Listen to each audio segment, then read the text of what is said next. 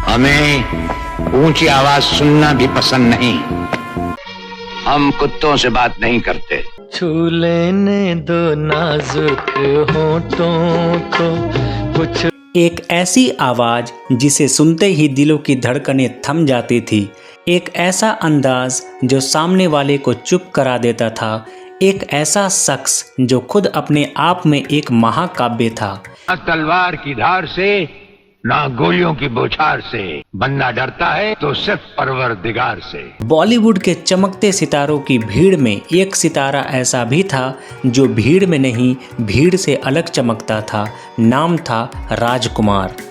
ना सेठ, जिनके अपने घर शीशे के हों वो दूसरों पर पत्थर नहीं फेंका करते। दोस्तों, आज हम आपको लेकर चलेंगे एक ऐसे सफर पर जहां हम आपको बताएंगे कैसे एक पुलिस अफसर का बेटा फिल्मी दुनिया का शहंशाह बना।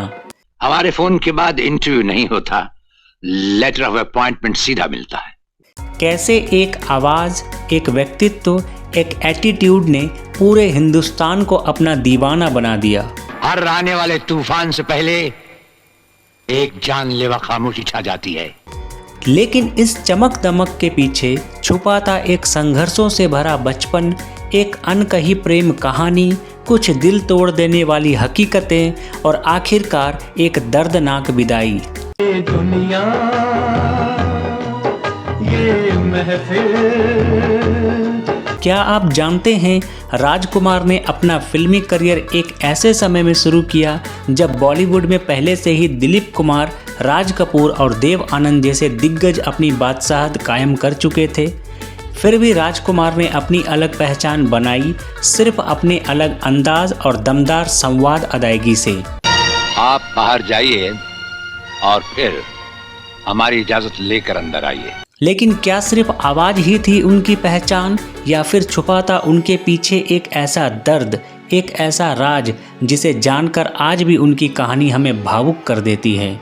आज की इस खास वीडियो में हम जानेंगे राजकुमार का जन्म और बचपन कैसे बीता, उनका पुलिस अफसर से बॉलीवुड के सुपरस्टार बनने तक का सफ़र, उनकी लव लाइफ और शादी की अनकही कहानियाँ, उनके आइकॉनिक फिल्मी डायलॉग्स जो आज भी अमर हैं, उनकी ज़िंदगी के सबसे बड़े टर्निंग पॉइंट्स और आखिर में वो दर्दनाक बीमारी और मौत जिसने करोड़ों फैंस का दिल तोड़ दिया। तो चलिए दोस्तों, शुरुआत करते हैं उस कहानी की जहां शब्द नहीं, सिर्फ जानी थी। और याद रखिए, हम वो नहीं जो वक्त के साथ बदल जाएं, वक्त हमारे साथ बदलता है। हम अपने हुक्म के खुद मालिक हैं।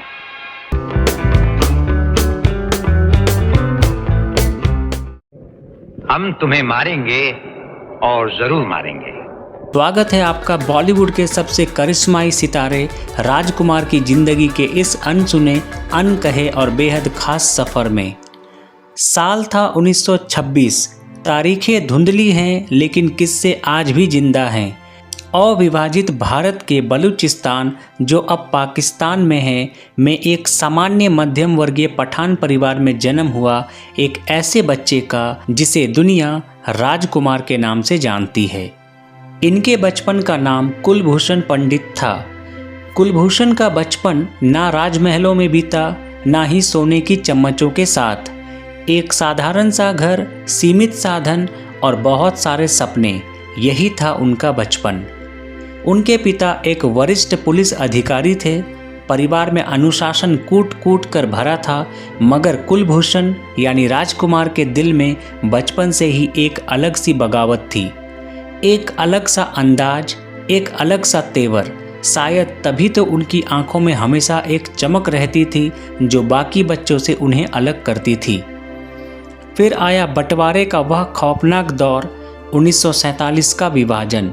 बलूचिस्तान से उनका पूरा परिवार हिंदुस्तान आ गया और किस्मत ने उन्हें मुंबई की गलियों में ला पटका, जहां सपनों की एक नई दुनिया उनका इंतजार कर रही थी। मुंबई में आकर राजकुमार ने पढ़ाई पूरी की और फिर अपने पिता की राह पर चलते हुए बन गए पुलिस इंस्पेक्टर। जी हाँ, राजकुमार ने अपने करियर की शुरुआत एक पुलिस अधिकारी के तौर पर की थी। कहते हैं जब वो पुलिस की वर्दी पहनकर थाने में बैठते थे तो उनकी मौजूदगी ही लोगों को थर्रा देती थी। उनकी गहरी आवाज़, उनकी तीखी नज़रें और उनका बोलने का अंदाज, सब कुछ इतना रौबदार था कि अपराधी तो दूर आम लोग भी सहम जाया करते थे। लेकिन ये कहानी अगर यहीं ख़त्म हो जाती तो आज हम राजकुमार को सिर्फ एक रिटायर्ड पुलिस अफसर के रूप में जान रहे होते। लेकिन किस्मत ने कुछ और ही लिख रखा था। एक दिन थाने में एक फिल्म निर्माता किसी काम से आते हैं। वो निर्माता राजकुमार की आवाज़ और उनके शाही तेवर से इतने प्रभावित हुए कि उसने एक ऑफ़र दे दिया, फिल्मों में काम करोगे। और वहीं से शुरू हुआ एक ऐसा सफ़र जो इतिहास में अमर हो गया।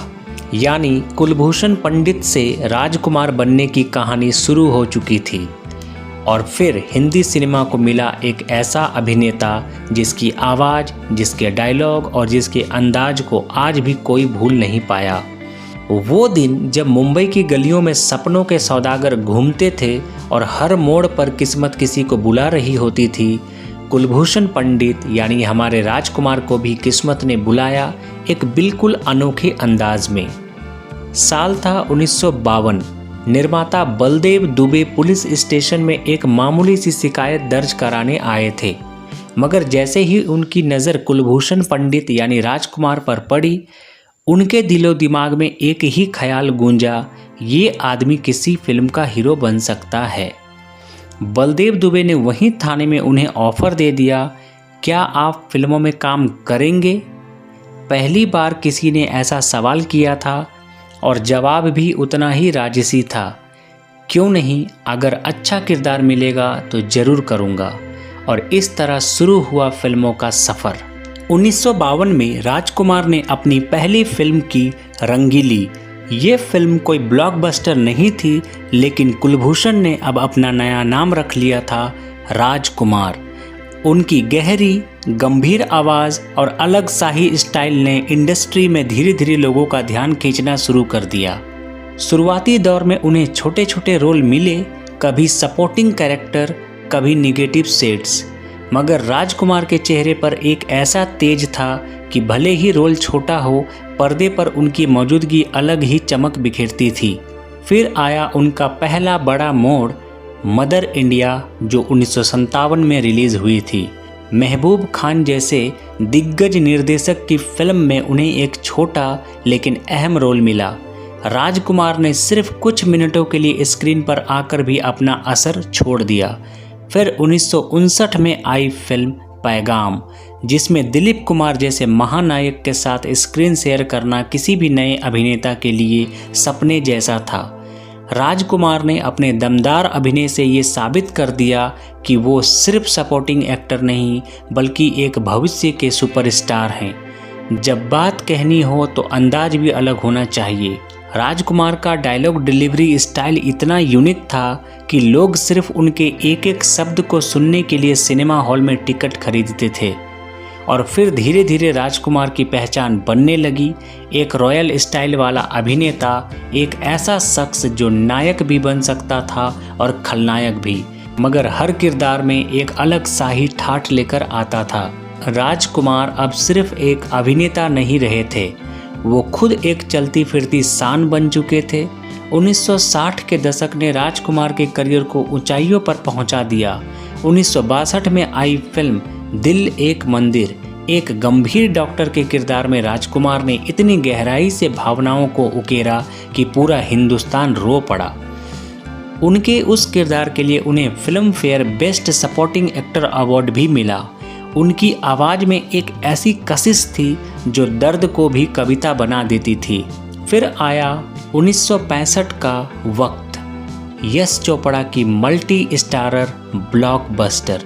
यहाँ भी राजकुमार ने एक अमीर, घमंडी मगर इमोशनल इंसान का किरदार निभाकर साबित कर दिया कि वो सिर्फ एक एक्टर नहीं है बल्कि एक इंस्टीट्यूशन है। दोस्तों, आपको याद है उनका वो फेमस डायलॉग, चिनॉय सेठ जिनके अपने घर शीशे के हों वो दूसरों पर पत्थर नहीं फेंका करते। ना सेठ जिनके अपने घर शीशे के हों वो दूसरों पर पत्थर नहीं फेंका करते। उनकी डायलॉग डिलीवरी सिर्फ संवाद नहीं थी, वो शब्दों का जादू था जिसे सुनते ही रोंगटे खड़े हो जाते थे। फिर आया नीलकमल 1968 में, एक ऐसी प्रेम कहानी जो पुनर्जन्म पर आधारित थी। राजकुमार ने चिट्ठी के किरदार में अपनी भावनाओं को इतनी खूबसूरती से निभाया कि दर्शक आज भी उस फिल्म को भूल नहीं पाए। बाबुल की दुआएं लेती जा, तुझको सुखी संसार मिले, इस गीत के साथ राजकुमार के चेहरे की उदासी आज भी दिल को छू जाती है। और फिर आया हीर रांझा 1970 में, पूरी फिल्म कविता में बोली गई थी। और सोचिए, उस पूरे पोएटिक स्क्रिप्ट को राजकुमार ने अपने अंदाज से जिंदा कर दिया। उनकी आंखों की गहराई और आवाज़ का जादू दर्शकों को एक अलग ही दुनिया में ले गया। और फिर 1991 में जब लोग सोच रहे थे कि राजकुमार का दौर अब ढल चुका है, उन्होंने धमाकेदार वापसी की सौदागर के साथ। सौदागर में दिलीप कुमार और राजकुमार जैसे दो दिग्गजों का आमना सामना हुआ था। फिल्म के हर फ्रेम में राजकुमार का रॉयल अंदाज दिखाई देता था। उनके कुछ डायलॉग्स तो आज भी लोगों की जुबान पर हैं। हम तुम्हें मारेंगे और जरूर मारेंगे, हम तुम्हें मारेंगे और जरूर मारेंगे, लेकिन वो बंदूक भी हमारी होगी, गोली भी हमारी होगी और वक्त भी हमारा होगा। क्या कहने, ये था राजकुमार का स्टाइल, रॉयल, तेजस्वी और एकदम दिल से। धीरे धीरे राजकुमार इंडस्ट्री के एक ऐसे हिस्से बन गए जिनके बिना बॉलीवुड की कल्पना ही अधूरी लगती थी। मगर जितना ऊंचा उड़ता है सूरज, उसका अस्त भी उतना ही भावुक कर जाता है। सिर्फ फिल्मों में ही नहीं, रियल लाइफ में भी राजकुमार का अंदाज बिल्कुल अनोखा था। उनका स्वभाव, उनके बोलने का तरीका, उनका पहनावा, हर चीज में एक शाही ठाठ नजर आता था। दोस्तों, क्या आप जानते हैं राजकुमार के प्यार के बारे में? जब कोई खुद एक शहंशाह हो तो उसके दिल तक पहुंचने के लिए भी एक शहजादी चाहिए होती है। और राजकुमार की जिंदगी में वो शहजादी बनी जेनिफर। जेनिफर एक एंग्लो इंडियन एयर होस्टेस थी, खूबसूरत, शालीन और दिलकश। जब राजकुमार ने पहली बार जेनिफर को देखा था तो बस एक ही बात कही थी, आपसे शादी करूंगा, बस करूंगा। राजकुमार का आत्मविश्वास और रॉयल अंदाज देखिए। उन्होंने ना तो ज़्यादा मनाया, ना झूठी बातें बनाई, सीधे दिल से दिल की बात कही। और कुछ ही मुलाकातों के बाद जेनिफर भी इस रॉयल शख्सियत की दीवानी हो गई। शादी से पहले जेनिफर ने हिंदू धर्म अपना लिया और उनका नाम रखा गया गायत्री राजकुमार। दोनों की शादी बेहद सादगी से हुई, मगर उसमें भी एक अलग किस्म की शाही गरिमा थी। इस शादी से उन्हें 3 बच्चे हुए, पाणिनि राजकुमार, पुरुषोत्तम राजकुमार और एक बेटी वास्तव राजकुमार। राजकुमार का घर और उनका रहन सहन फिल्मों के राजाओं से भी ज़्यादा आलीशान था। वो महंगे सूट पहनते थे जो विदेशों से सिलवाए जाते थे। उनकी घड़ियाँ, उनकी कारें, उनके परफ्यूम तक सब कुछ शाही स्टाइल का था। मगर सबसे बड़ी बात ये थी, राजकुमार कभी किसी के सामने झुकते नहीं थे। वो सच बोलते थे, चाहे किसी को बुरा लगे या अच्छा। अगर किसी फिल्म का डायरेक्टर उन्हें सेट पर इंतज़ार करवाता तो राजकुमार फौरन कहते, हम इंतज़ार नहीं करते हैं, हमारा इंतज़ार किया जाता है।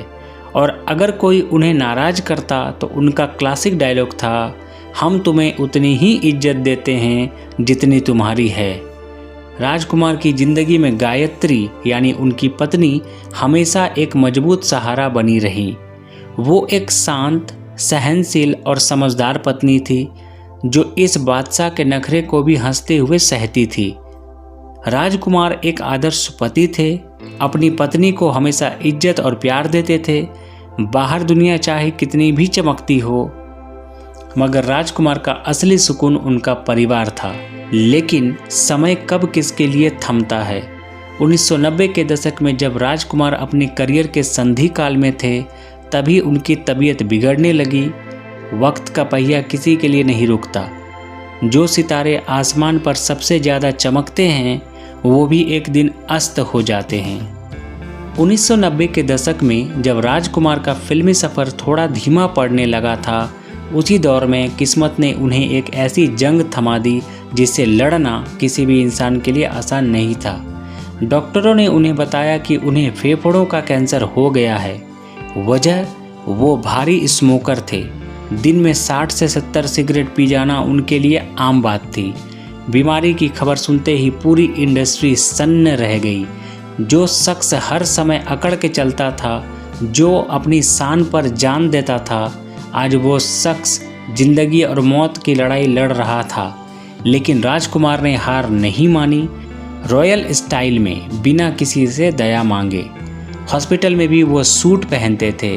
उनके बाल सजे रहते थे और मुस्कान उनके चेहरे से कभी नहीं जाती थी।